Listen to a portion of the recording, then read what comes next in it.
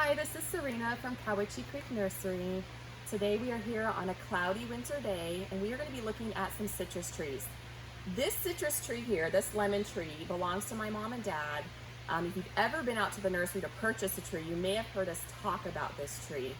I was talking to my mom the other day and she thinks this tree is about 45 years old, which means that she has had this tree longer than she's had me.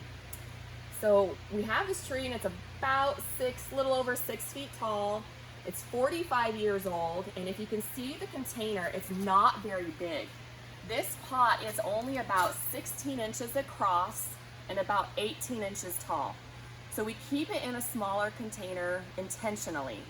We do that so that we can keep it size small so that we can move it outside in the summer more easily than if it was really large. But also, citrus trees do not like to have wet roots constantly. So they want to be more root bound in their container so that they dry out faster.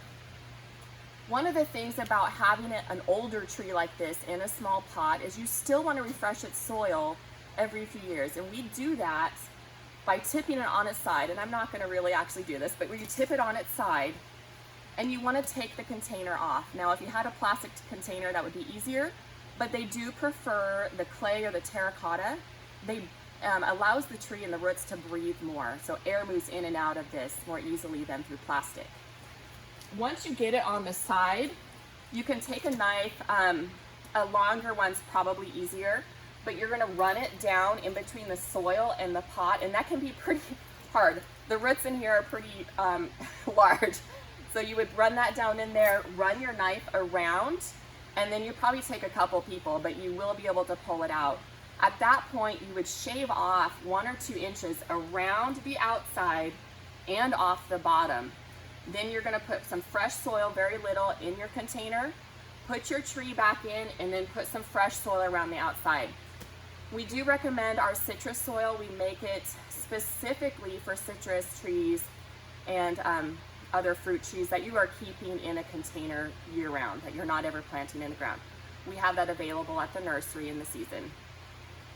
So another thing we're going to look at today is how to fertilize.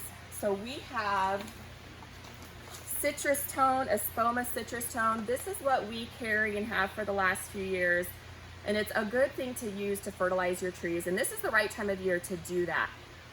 You can wait a little longer, but this is best done early before you're going to be putting it outside so it gets a nice start.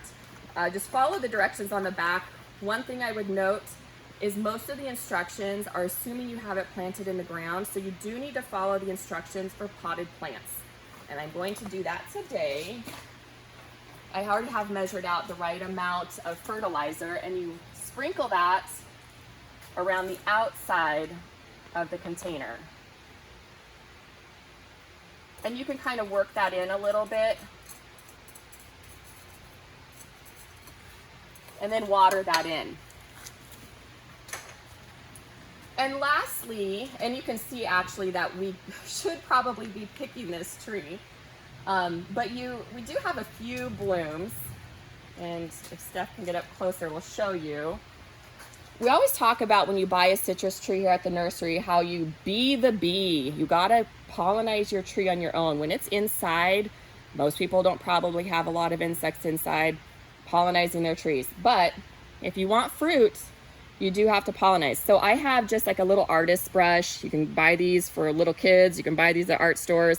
You can also use a Q-tip. So you're gonna come in here and you can kind of see the pollen. It's right around there. You can even, I don't know if you can see that fall off, but I've got it on the brush. You gotta bring that up to the stigma. Make sure you get lots of pollen on your brush, and then come to another flower and do the same thing. And I kind of come back and do that first one again. It doesn't take long. It's not hard to do. Some of these blooms are a little old, but it'll still work. Anyway, take the time to do this. It'll be well worth it when you have fruit like this and you can pick them all and make lemonade or whatever you want out of them, but it's definitely worth it. We are going to have another video when we get ready to prune. We will talk about that later, but there are some tips on how to prune these to keep them small so that you can move them in and outdoors, but also to get the most fruit off of that. So hope you enjoyed this. Enjoy your citrus trees, and thanks for joining us today.